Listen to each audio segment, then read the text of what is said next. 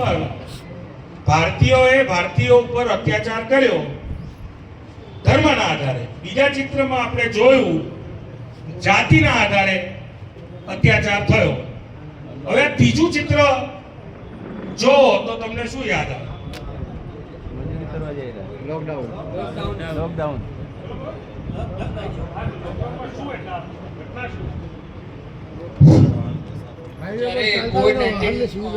જે વાયરસ આવ્યો કોવિડ, એ વખતે લોકડાઉન થયું. એ વખતે આપણા દાહોદથી, પંચમહાલથી, મહીસાગરથી લોકો જુનાગઢ બાજુ કે બીજા રાજ્યોમાં, આંતરરાજ્યોમાં ગયેલા.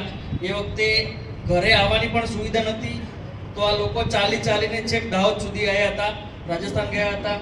બધા પોતાના વતનને ચાલીને આવ્યા હતા, 100, 200, 500 કિલોમીટર.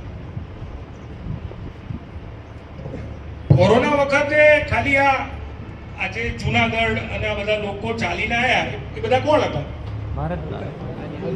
ભારતીયો તો હતા, પણ કોણ હતા? આદિવાસી. હા, ખાલી આદિવાસી ચાલીને આવ્યા? મજૂર વર્ગ. ને આદિવાસીમાં બધા ચાલીને આવ્યા? ના, મજૂર વર્ગ હતો. કોણ?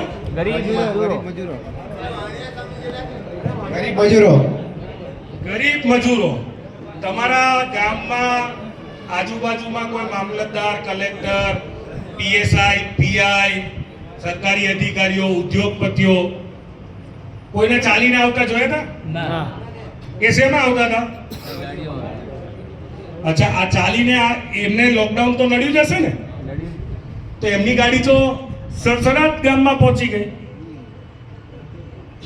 આમની ચાલીને આયા તો અમને શું વેઠવું પડ્યું? તકલીફ, મુશ્કેલી. કેટલા કિલોમીટર? હમણાં પેલા ભાઈએ કીધું જુનાગઢ થી.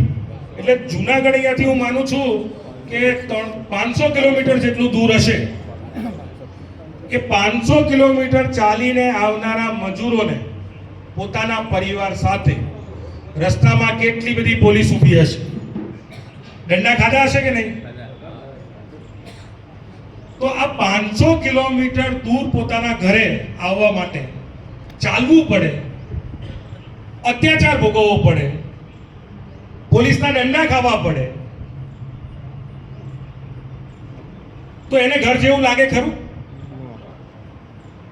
પહેલો કિસ્સો કયા આધારે અત્યાચાર થયો હતો? પહેલા ફોટામાં શું જોયું હતું? ધર્મના આધારે. બીજો ફોટો કયો જોયો? આ ત્રીજો ફોટો કયો છે? અમીર અને ગરીબનો. એટલે ગરીબ એટલે કે અમીર અને ગરીબ વચ્ચેના ભેદ ઉપર એ ગરીબ પરિવારને અત્યાચાર સહન કરવો પડ્યો. અને એમને ચાલવા માટે મજબૂર કોણે કર્યા? ભારતીયોએ.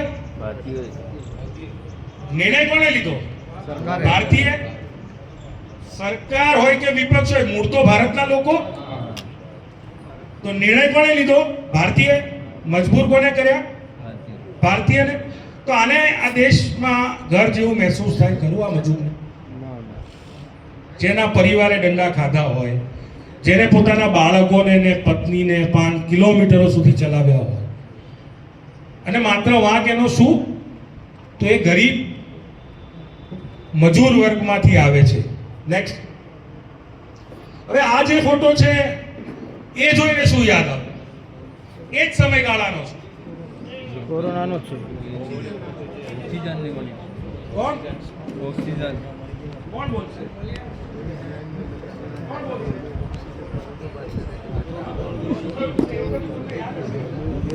અહીંનું તો યાદ હશે ને તમને? દાહોદ